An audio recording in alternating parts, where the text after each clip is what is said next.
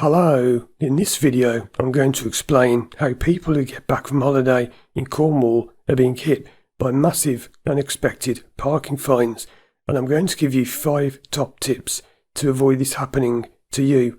Just before we get started, I do need to give you a quick history of the internet, and please bear with me because this is relevant and this helps explain what the problem with the parking is. Did you know that when you visit Land's End in Cornwall, you're actually standing at the centre of the world's internet? Underneath the cliffs are cables that go all over the world, to America, to Africa, to Australia, and you can even see the cables coming up around the cliffs of Land's End in small huts that have got the names written on them of where the cable goes to. Now, if you're thinking, what's any of this got to do with parking in Cornwall, please bear with me. This is all relevant. You see, although Cornwall is the centre of the world's internet, ironically, it has terrible internet.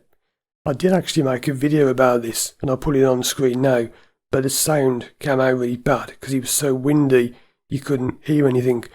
But here I am explaining about this when I was on holiday there in 2022. And if you've got time when you're there, I do recommend checking out a place called the Telegraph Museum, where they show you the history of telegraph and the internet. And when you go in, they say to everyone, check your phone, has anyone got a signal? And everyone says, oh no. And that's the problem. This is how people are getting stung by parking fines in Cornwall. The problem is that when you go to a car park in Cornwall, people think, oh, I'll just pay with an app, but you can't because there's no internet. So you think, oh, no problem, I'll pay with my card. You can't because there's no internet. And you think, well, I've got some notes. You can't pay with notes. Can you see what the problem is? The big problem with parking in Cornwall that's catching a lot of people out is that you have to pay with coins, apps, internet, phones, and even cash in terms of notes won't work. You have to have coins to pay. This is causing big problems because you see, by the time you've parked your car, got to the machine and realised that you can't pay because you don't have any coins with you, you get back to your car, drive out the car park, it's too late. You've already got a £100 fine because you haven't paid for your parking. So let's get into the 5 top tips on what you need to do to avoid this problem. Number 1 is take lots of coins. Before you go to Cornwall, make sure you've got tons of pound coins, 50p's, and especially 20p's. Why? Because when you're in Cornwall, most of the toilets cost 20p to enter, so make sure you stock up on 20p's. Tip 2 is make sure you keep your parking ticket. You see, even when people have paid, they're getting sent these letters saying they've got a fine for not paying, and they can't prove it because they've thrown away the tickets. So simply, if you enter one of these car parks that's got a camera on, it reads your number plate when you enter and when you exit, but people are getting fined even when they pay. If you've got a parking ticket, you can quite easily get that overturned, but without a ticket, it's very difficult to prove that you paid for parking. Tip 3 is keep dashcam footage.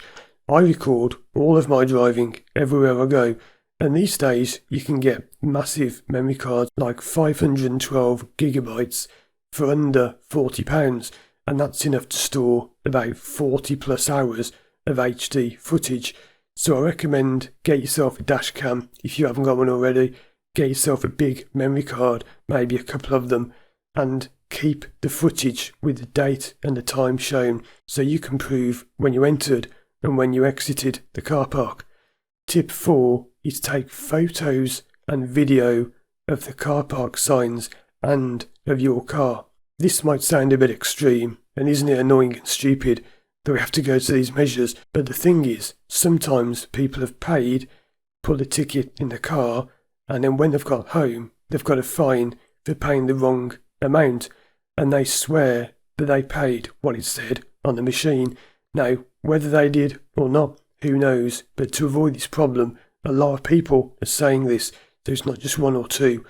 I may or may not put links in the description to some reviews on Google, but if you look around you'll find that there are lots of these private landowners who are now employing private companies to enforce the parking for them, and some people say they don't want you to pay. The whole point is they want you to get fined because then they make more money from you.